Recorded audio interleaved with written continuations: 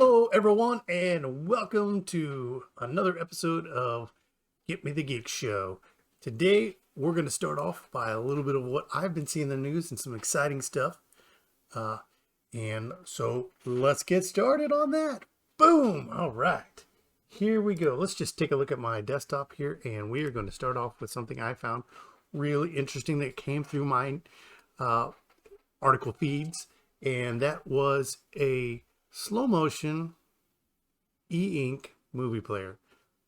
This was a cool idea. This popped through, and this Tom guy here had just, taken another person, Brian's article from 2018, and redid it for himself, which is all cool. What he's done here is taken a 7-inch EInk display and hooked up a Raspberry Pi to it, and it sits there and it plays a movie at 24 frames per hour rather than the normal 24 frames per second you see a lot of movies. So it's interesting. So there's a slow-mo movie going in the background, which is totally cool. So I ran across this and his build, and I thought, oh man, I just want to share this because this is pretty cool. Let me zoom in on here and show you that. So basically he's playing Psycho here, and just go ahead and read this article if you're interested in this stuff at all.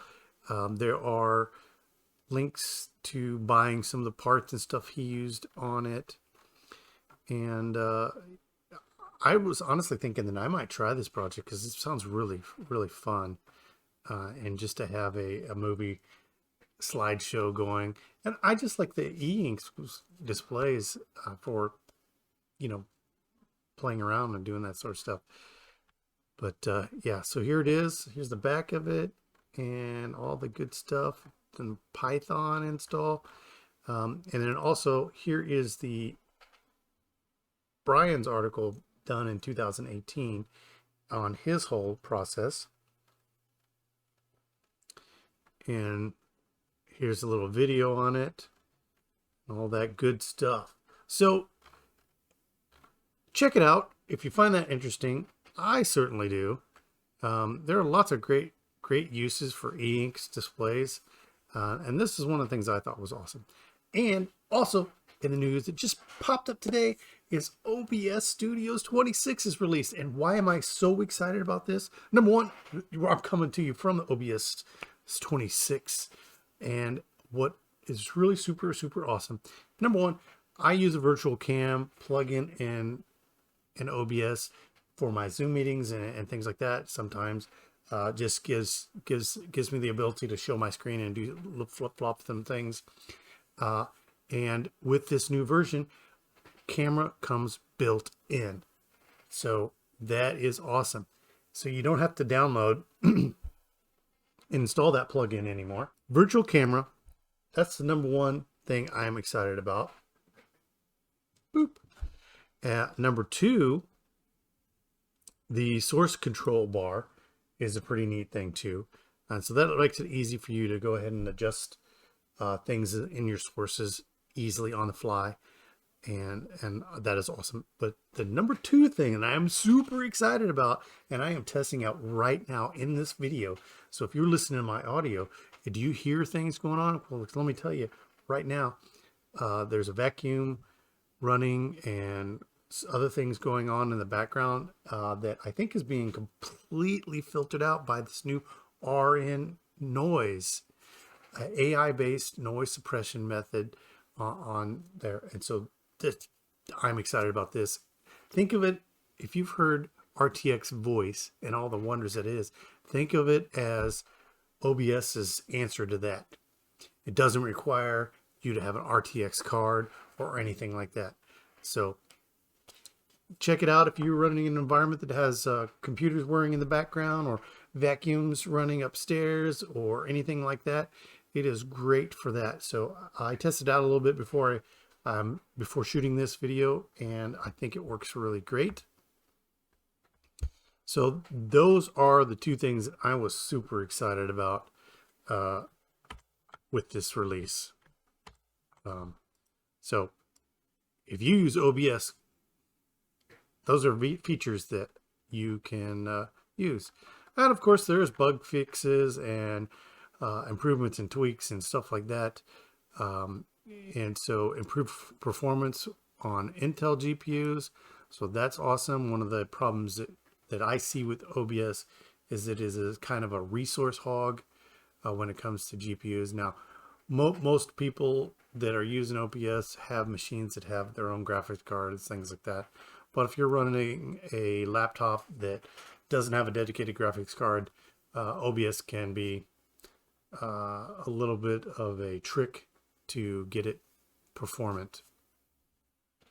So those are the news items that I wanted to talk about initially. And of course, I also wanted to ask you all, if you're checking this out, what do you think about this new 3080 RTX 3080 NVIDIA cards that are coming out, and the problems that it's having?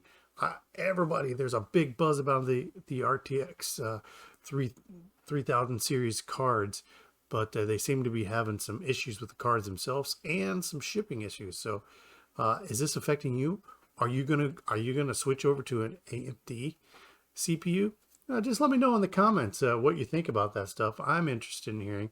I'm not a huge gamer, but a lot of my employees do play games, and they're super into that. So it's been a lot more subject to talking about that with my employees and everything. And so I'm kind of getting into it a little bit more than I used to. So I'm interested to hear what you have to say. So go ahead and talk to me about that in the comments if you're interested. And also, I want to hear what you think about that Raspberry Pi project. Are you interested in doing those sort of things? What do you think about these? Do you want to see more Raspberry Pi projects to feature? And also, what are your thoughts about the new features of OBS? So anyway, lots of things to talk to me. Feel free to reach out to me. I'm thinking about putting up a Discord, getting my Patreon set up to do that sort of stuff. So, you know, that's coming down the pipeline, and see what's going on with that. Also, I wanted to talk a little bit about ARM CPUs and RISC-V and what's going on with that. And you say, RISC-V, what is that? RISC-V.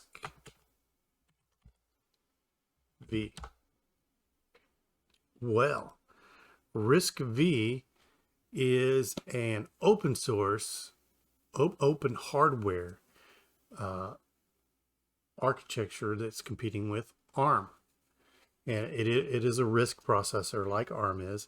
And with all the things going on right now, NVIDIA buying ARM and people being, you know, a little nervous about that, and, you know, having a actual CPU chip maker being at the helm of that IP, is it a problem? Is it not a problem? I don't know. Should Intel and AMD be scared about ARM now? It seems to be making inroads into the server market, and I think ARM really does have some staying power in the future. You know, especially with Apple getting ready to release their first laptop or first PCs that are based on ARM architecture, and all that good stuff. But the question is there room for another RISC architecture CPU like RISC-V? I think there is. And I think that RISC-V is immature at this point in time, and will get there. And I'm starting to see some rumblings about Raspberry Pi alternatives that are RISC-V. So based. So I would love to see a Raspberry Pi alternative based off the RISC-V CPU and all that stuff. But, you know, it's even tough to go out there and find a Linux distribution that even runs on a RISC-V architecture at this point in time. So it's still early days for this guy.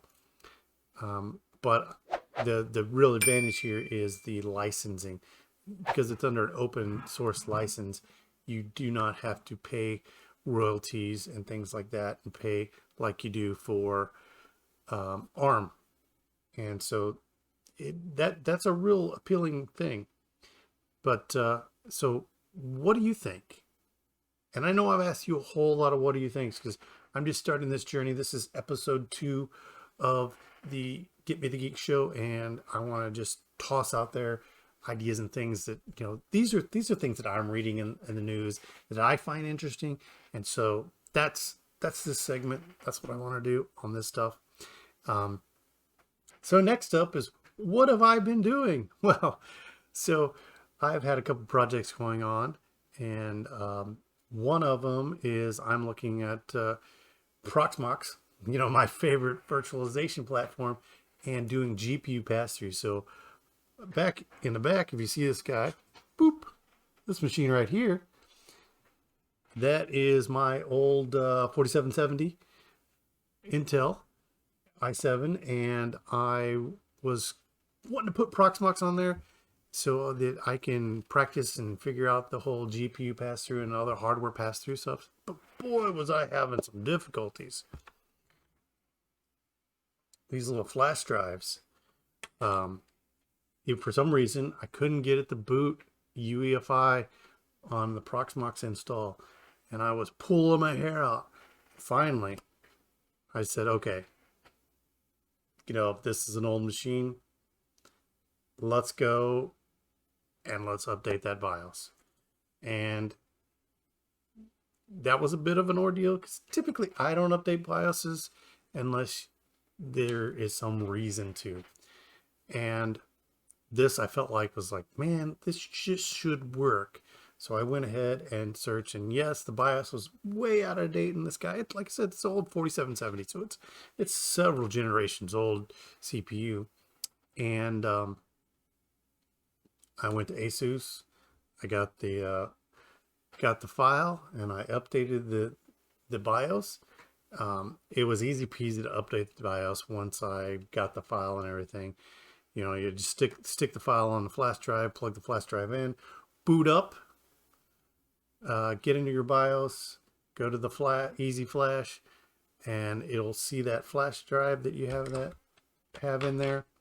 Pick the file, click load, bing, bang, boom. Wait a little bit, and you're updated your BIOS version.